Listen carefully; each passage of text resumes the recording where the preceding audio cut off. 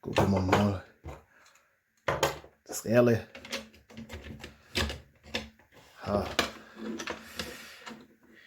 Ja, das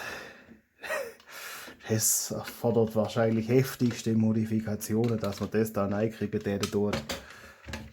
Das ist das Ding, das bei der Prophecy.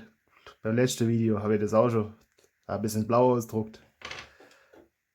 Hab gedacht, das hilft da auch, aber dem war leider nicht so. Okay, das kriegt man da sicherlich rein.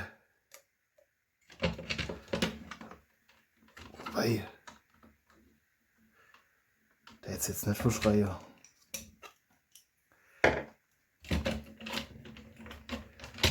Ich jetzt nicht verschreien.